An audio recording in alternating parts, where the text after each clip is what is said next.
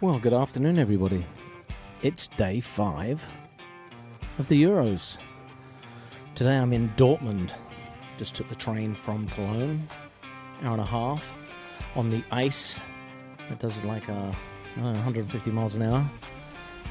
Still ticked off about buying that stupid Eurorail ticket, though, because did the ticket inspector come around? And no, he didn't. $150. Oh, been better off keeping the money in my bloody pocket. Anyway, Dortmund, the Westfalen Stadium, BVB Stadium. I mean, they do call it Signal Iduna, but I'm never going to call it that because it will always be the Westfalen Stadium to me. The yellow wall where Borussia Dortmund play, the yellow wall where 25,000 fans stand and create one of the most pulsating atmospheres in all of football. Now, unfortunately, UEFA and FIFA, in all their, what do we call it?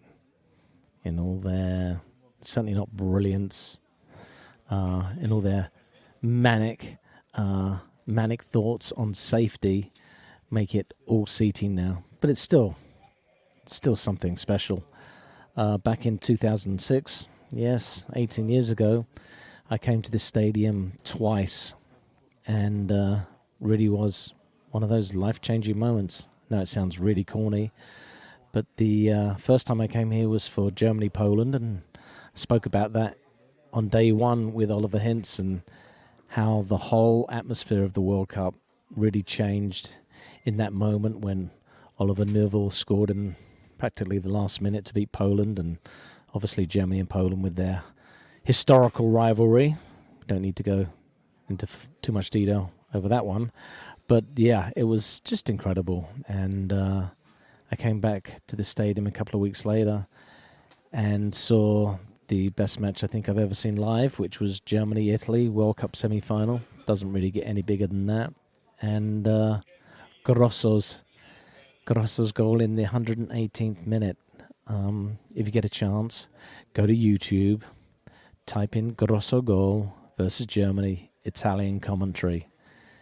It will blow your mind. It will really blow your mind. It's one of the best pieces of commentary, even though I don't understand a bloody word of it, that I have ever heard. And then Alessandro Del Piero put the finishing touches on just a really sexy counter-attack. And the hosts were out. It was rather cold-blooded, but still, what a game of football. So tonight I'm here for Turkey versus Georgia. And, when I first saw the fixture, ho-hum. But then I realized that the largest ethnic population in Germany is none other than Turks. And so on the way to the stadium, it's a 2-mile walk, but thank goodness for Lime scooters. It's a 2-mile walk uphill. I'd completely forgotten about that. But the Lime scooter did all the work, which was a really good job because yesterday I went and got a cortisone shot in my heel for my plantar fasciitis. I don't know if any of you have ever experienced plantar fasciitis, but it is really, really painful. But got a cortisone shot, €100 worth every single euro. Doc said it takes about 24 hours for it to kick in, so I actually am on 24 hours right now, and it does seem to be working very, very well. Very happy about that, because I don't think there'll be any Lime scooters at the end of the game. But thankfully, it is downhill all the way to the station, although a good 2-mile trek. So keep your fingers crossed that there's a Lime scooter waiting for me somewhere outside the stadium. Although they do geo-block the scooters, so they're not allowed to be super, super close. But anyway, yes, the Turkish fans, I mean, they are here in force. And they're always good. Honestly, they're loud. They're really passionate. I go back to actually 2003. I was doing the Confederations Cup in France, and Turkey played the US. I think they beat them as well at the Saint Etienne Stadium, which is another great cathedral, really tiny stadium. I mean, it only holds about 30,000, but really, really atmospheric. And the Turkish fans were superb. So I'm looking forward to hearing them in full voice tonight. And of course, in the media centre, lots of interesting people to talk with. And I found myself a young Brazilian lad by the name of Breno Barzon, who is currently working in Portugal. And, well, the first question had to be, can anyone guess? Yes, of course you can. Ronaldo or Messi? You should hear his answer. Ronaldo for sure. Why? I mean, I live in Portugal right now, so it has to be him. But at the same time, I love how Messi plays the ball. I know how different they are in terms of football, and how great they are individually and for the whole sport. But right now, I'm a Ronaldo fan. So, how do you think Ronaldo has managed to maintain such incredible levels of consistency over a career that now this is his sixth Euro? I mean, I can't believe it. I saw him in his first Euro in 2004. That's right. I think it's all about mindset. I think he's a really focused player. It's very clear what he wants for his life and what he wants for his career. So once you have this goal and the way that he deals with his goals and the way that he deals with the victories and when things don't go in a good way, I think he again he knows what he wants and he's so focused on what is best for him, and there's no other way for him. Now, obviously, he's 39. He's coming towards the end of his career. How much more can he give the team? Because obviously, in a friendly last week, he scored 2 goals, so he still knows how to find the back of the net. Do you think he's a starter here? I think he's too important for the team because again he's the captain. He's still the top player. He's still the one that gets the ball and knows what to do. So I think it's more than and what he can do for the other players. I think it's more what he represents for the country and what he presents on the field. He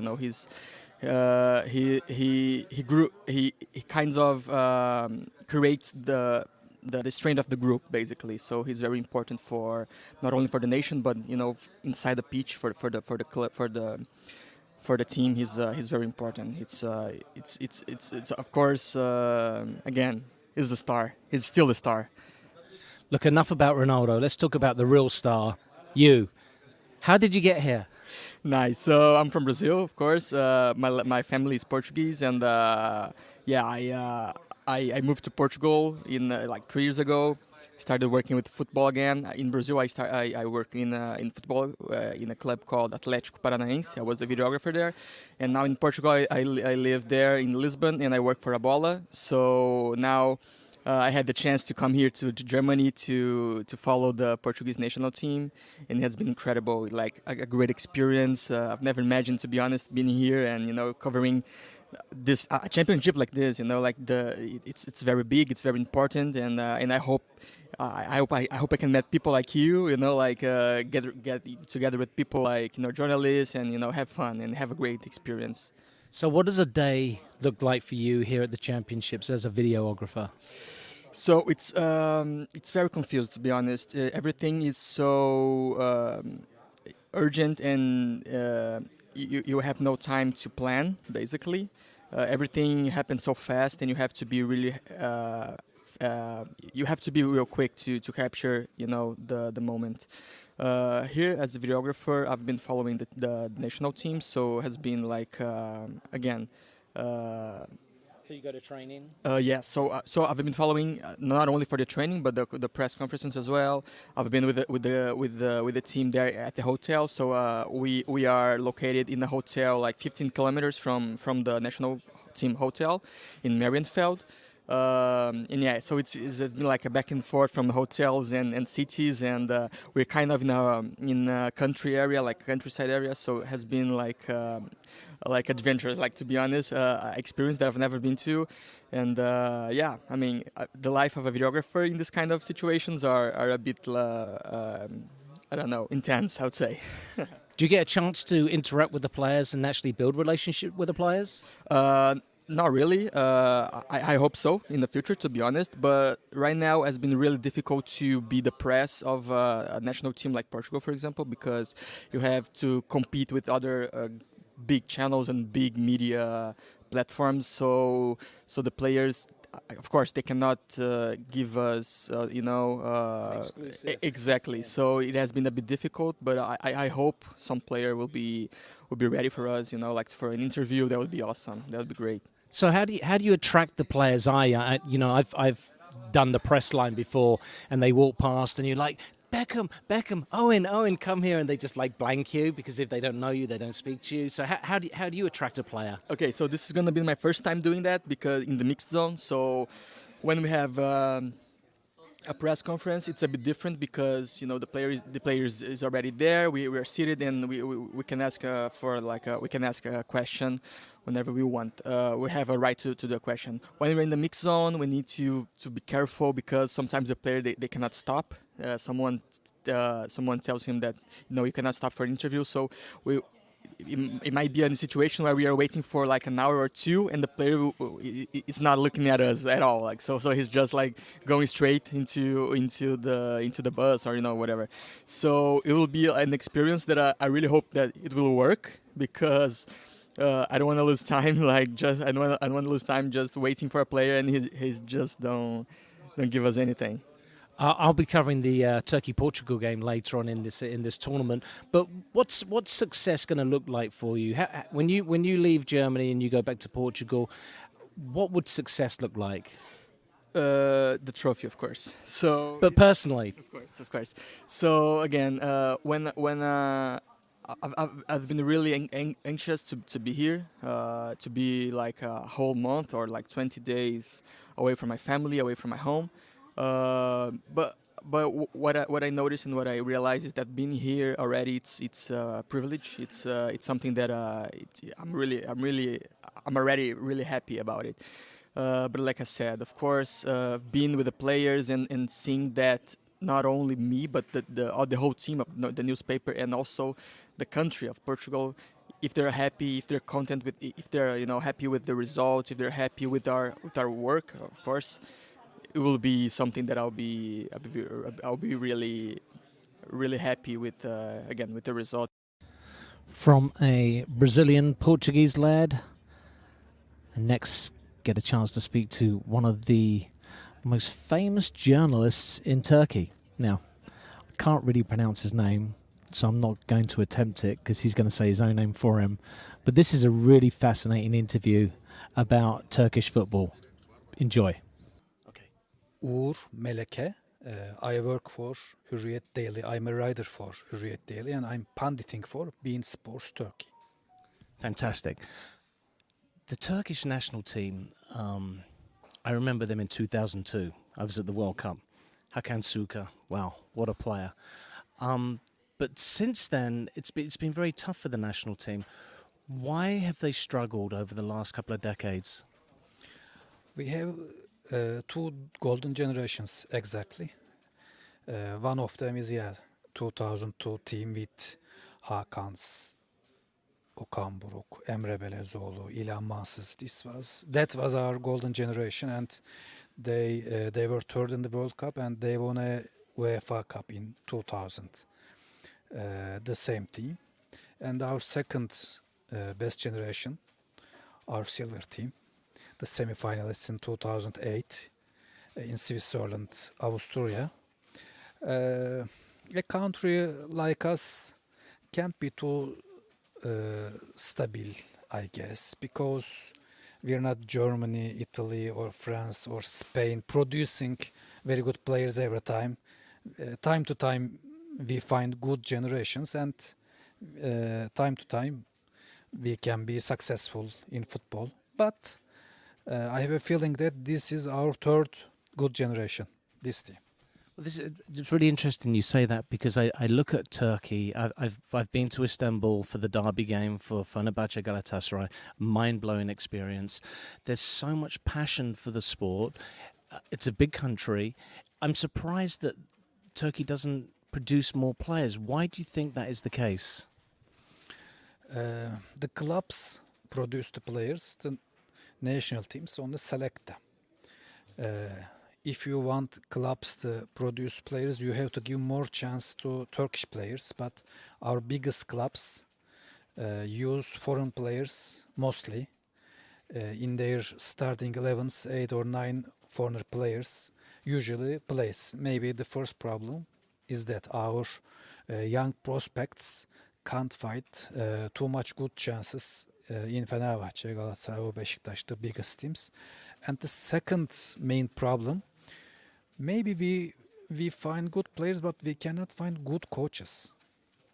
After the World Cup coach Şenol Güneş and the semi-finalist of the European Championship Fatih Terim, we couldn't produce any other Turkish coach. Second problem, we can't produce too many good coaches because it's about organization and we are not too organized as Germany or as United States.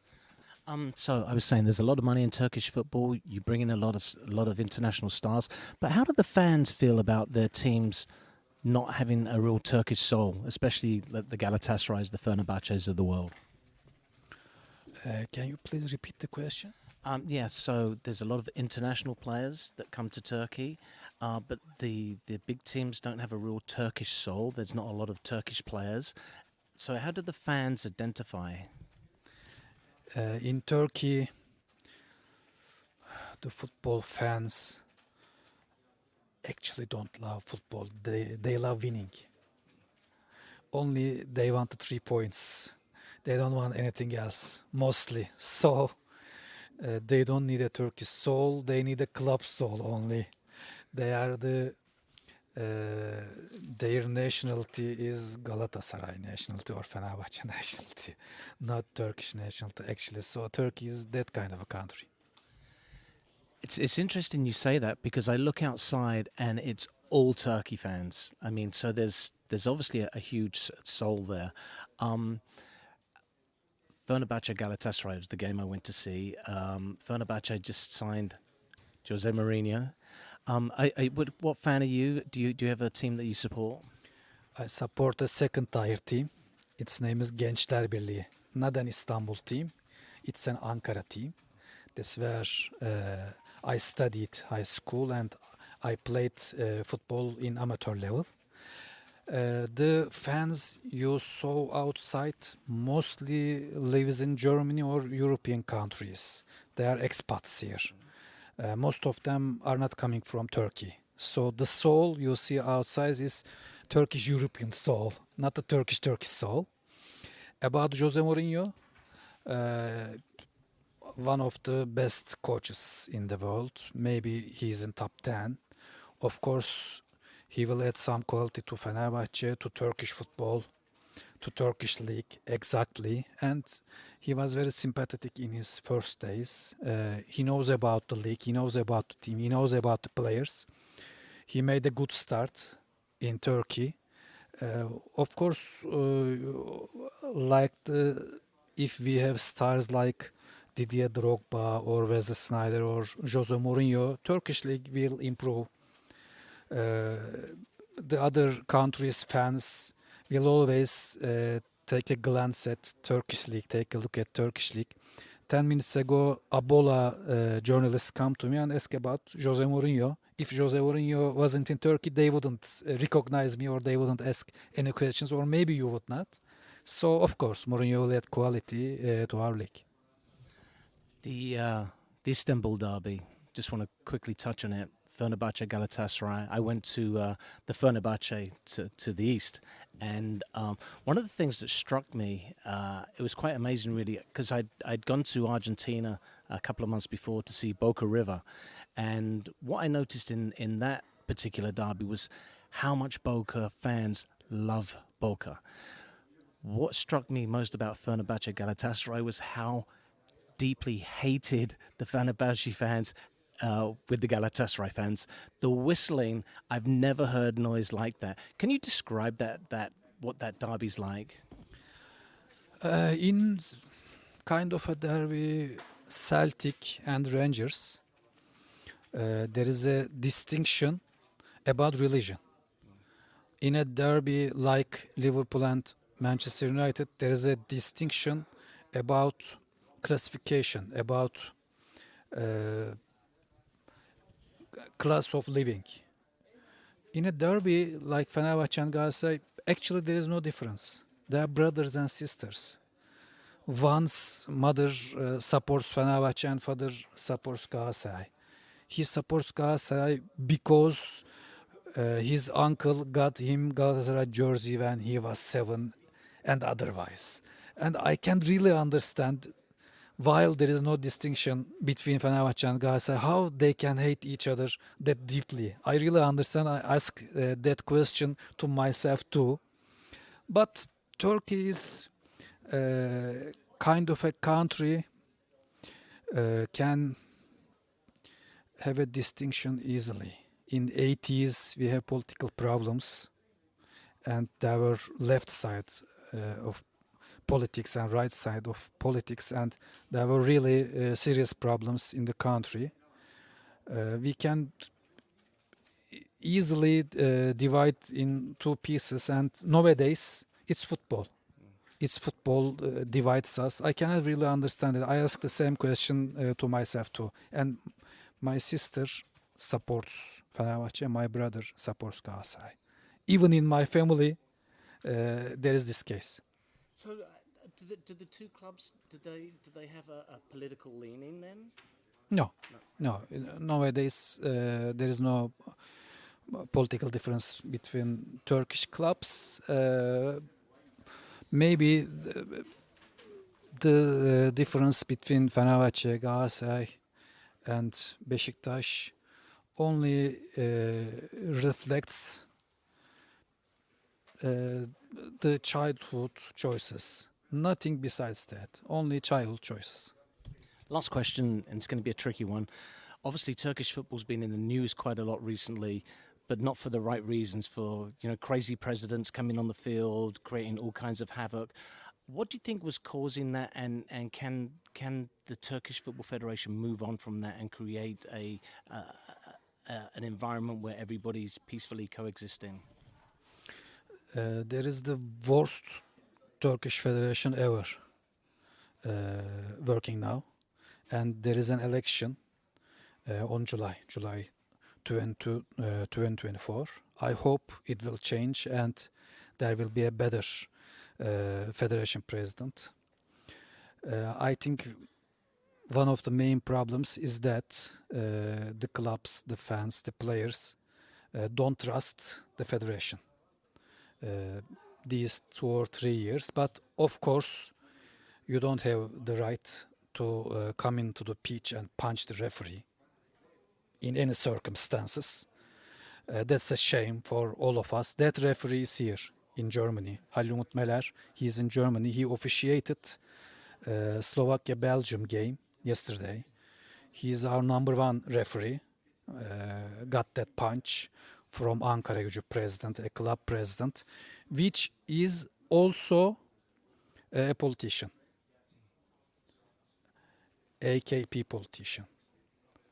The party who is running Turkey for 20 years. So I think it is the core of the problem.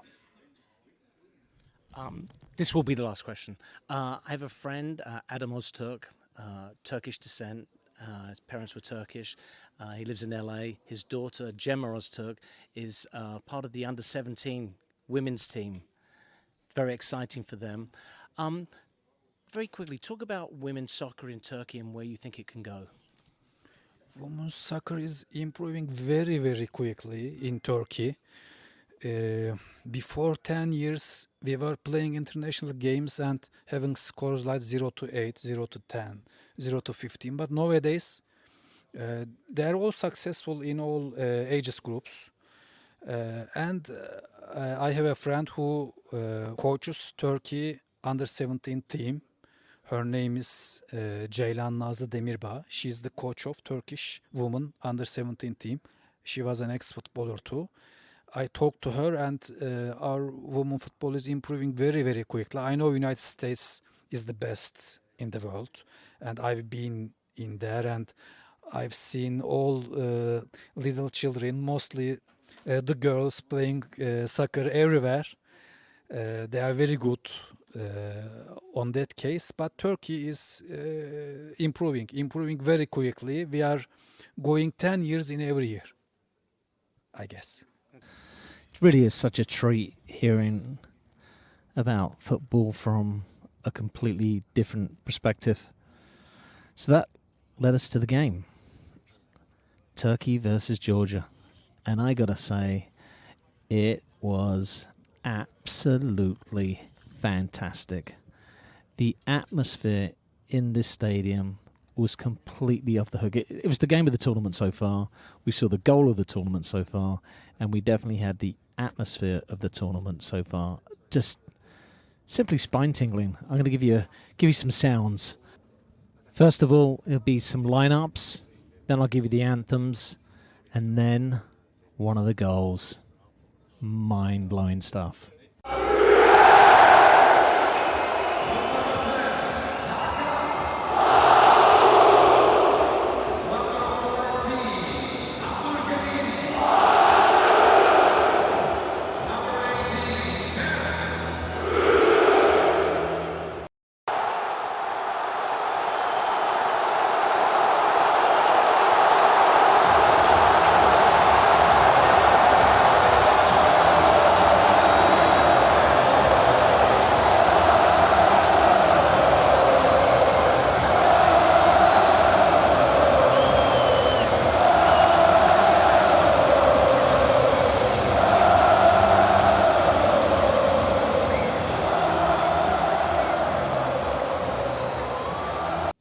Pretty cool, huh?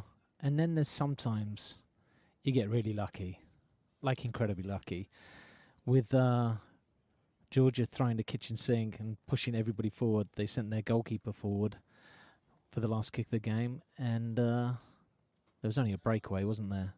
Only a breakaway and an empty goal, and I managed to get it on my phone. So here's the breakaway. Enjoy it.